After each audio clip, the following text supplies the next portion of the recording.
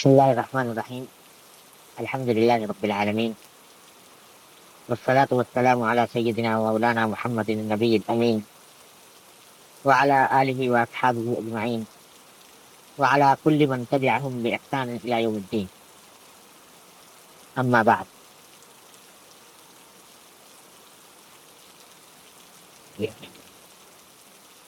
آج اس مدرسے میں حاضری کی سعادت نصیب ہوئی، اور جس جذبے کے ساتھ مدرسے میں کام ہو رہا ہے اس کو دیکھ کر دل مسرور ہوا۔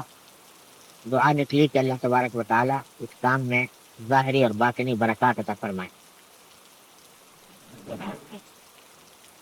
مجھ سے یہ فرمائش کی گئی کہ چونکہ انشاءاللہ آئندہ سال سے اس مدرسے میں دور حدیث کا آغاز ہو رہا ہے، اس لیے ترمذی شریف کے درس کا افتتاح مجھ ناکارہ سے کرایا جائے۔ اور یہ بھی زمانے کی ستم ظریفی ہے کہ زمانے سے انحطاط کی اور زوال کی انتہا ہے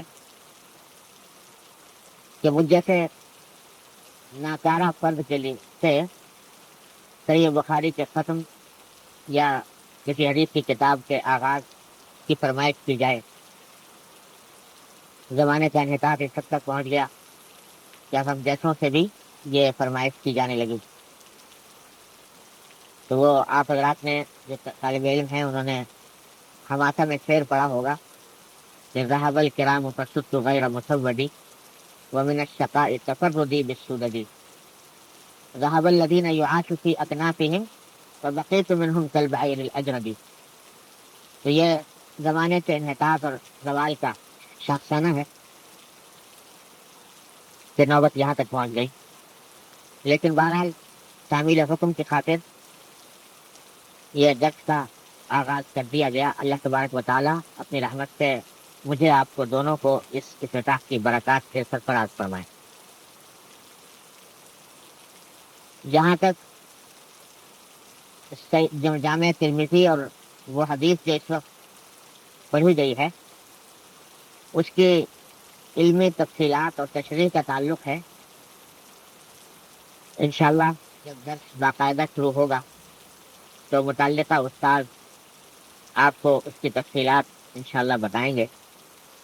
لیکن اس موقع پر جبکہ اس درس کا آغاز ہو رہا ہے، لیکن اس سے پہلے میں اس طرف توجہ دلانا چاہتا ہوں اپنے ساتھیوں کو، اپنے ساتھی طالب علموں کو خاص طور پر، اور سچی بات یہ ہے کہ سب سے پہلے اپنے آپ کو، اس لیے کہ طالب علمی محض دور حدیث پر ختم نہیں ہو جاتی، بلکہ یہ طالب علمی اگر اللہ تعالیٰ ہمیں عطا فرمائے تو مرتے دم تک جاری رہتی۔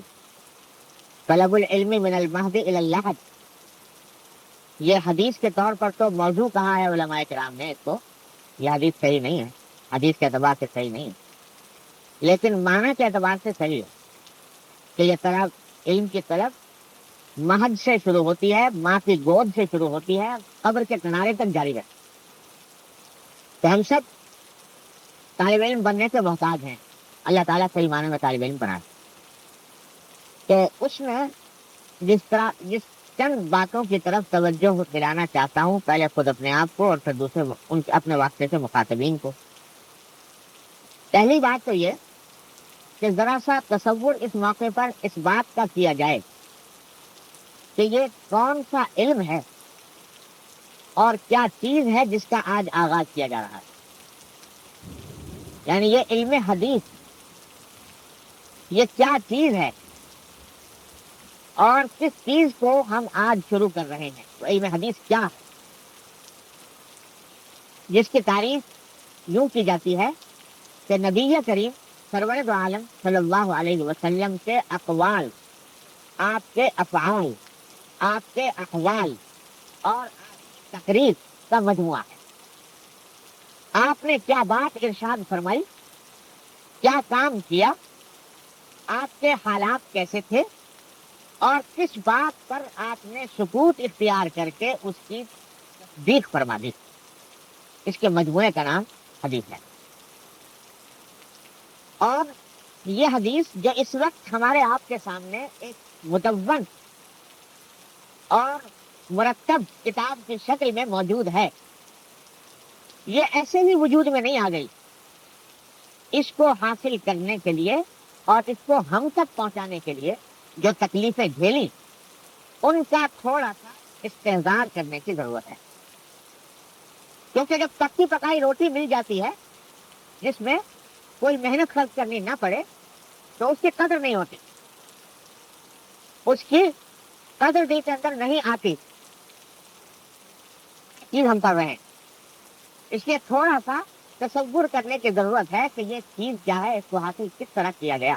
آج ہمارے سامنے پکی پکائی روٹی موجود ہے، لیکن اس کو حضرات محدثین نے رحمہم اللہ تعالی کس طرح ہم تک پہنچایا ہے، یہ طویل تاریخ ہے. اور بعض علماء کرام نے مستقل کتابیں اس کام کے اوپر لکھی ہے کہ حضرات محدثین نے حدیث کو جمع کرنے، تدوین کرنے اور دوسروں تک پہنچانے میں کیا محنتیں اٹھائیں. یہ سلسلہ شروع ہوا حضرات صحابہ کرام رضی اللہ تعالیٰ عنہ اجمعین کے وقت سے،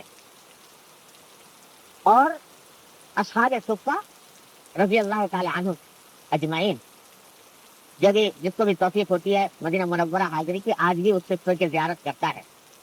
یہ صفہ پہلی یونیورسٹی تھی، پہلا مدرسہ تھا اسلام کے اندر. نصاب کیا تھا؟ نصاب تعلیم ایک ہی تھا، اور وہ تھا حضور سرور دو عالم محمد مصطفیٰ صلی اللہ علیہ وسلم کی ذات والا صفات کا مطالعہ. کتاب کوئی نہیں پڑھائی جا رہی، الفاظ نہیں سکھائے جا رہے، لغت اور ادب نہیں پڑھایا جا رہا، لیکن ایک ہی نصاب ہے کہ حضور نبی کریم سرور دو عالم کس طرح زندگی گزار رہے ہیں، کس طرح گھر سے نکل رہے ہیں، کس طرح گھر میں داخل ہو رہے ہیں، کس طرح کھانا تناول فرما رہے ہیں، کس طرح پانی پی رہے ہیں، کس طرح لوگوں کے ساتھ معاملات کر رہے ہیں. یہ ساری باتیں، یہ تھا سارا نصاب تعلیم. اور اس نصاب تعلیم کو حاصل کرنے کے لیے اسی نصاب تعلیم کا نام تھا حدیث رسول اللہ صلی اللہ علیہ وسلم. اس طرح نصاب تعلیم حاصل کیا جا رہا تھا کہ اللہ کے بندے ساری دنیا کے مشاغل کو چھوڑ کر اس چھوٹے سے چبوترے پر آ پڑے تھے. اور اس طرح آ پڑے تھے کہ حضرت ابو ہریرہ رضی اللہ تعالیٰ عنہ، کون مسلمان ہے جس نے ان کا نام نہیں سنا؟ حضرت ابو ہریرہ رضی اللہ تعالیٰ عنہ، جنہوں نے